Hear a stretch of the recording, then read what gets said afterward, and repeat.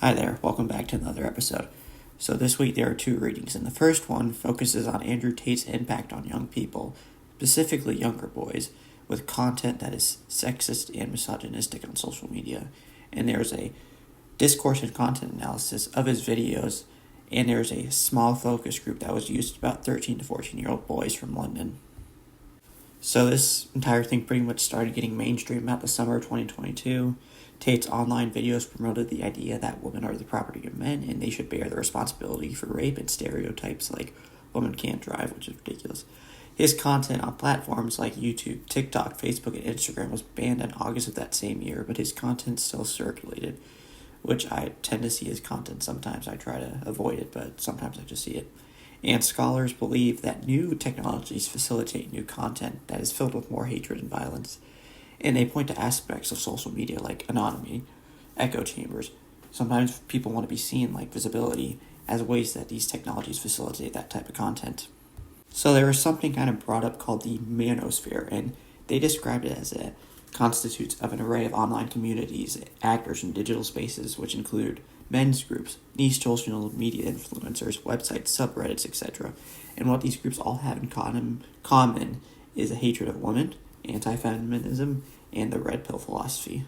And fortunately, I do see a lot of this content online. Even if you try to avoid it, it just feels inevitable that you're eventually going to have to see some of this content that which you might not like. And these people like Tate, benefit from this content. They get more views, more attention, and that brings in more money, more fame, which is sometimes all they want, attention.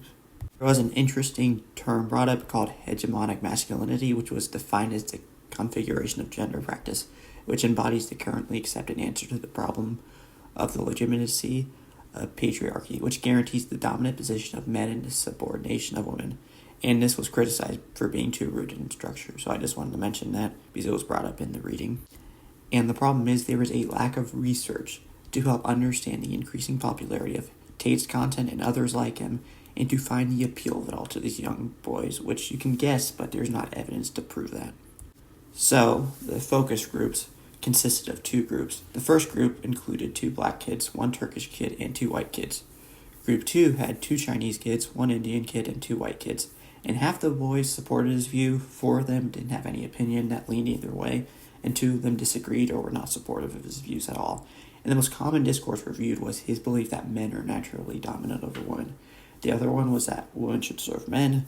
Another theme was the use of regressive sexist stereotypes about women, specifically towards women who do not fall into their beliefs, or the better way to put it is women who disagree with what they say. And the final theme that was brought up was life being harder than women. Overall, content like Tate's, unfortunately, gets into our feed, our mainstream, and while some of us can ignore this type of content, many younger kids, specifically boys, are drawn to his views, and they grow up with the mindsets that are harmful and dangerous to women. The second reading focused on how states, cities, universities present history and how they benefit off of that history and how they create the narratives that they want, or they choose to ignore the history as a whole.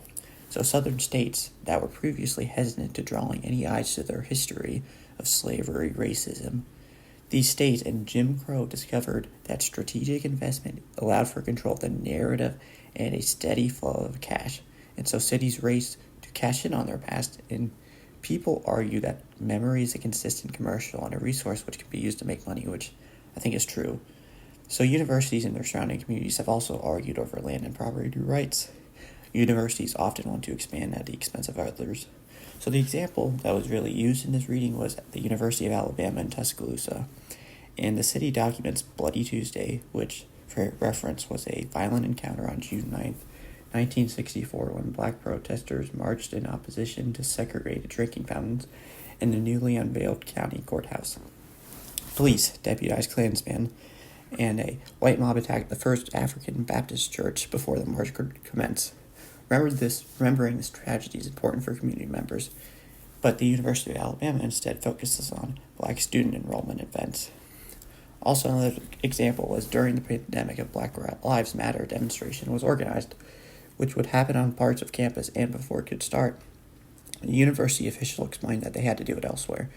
And so the university and many others like it, ours for example, definitely has done this, They have crafted an experience to work around their more negative history to create a positive and happy experience.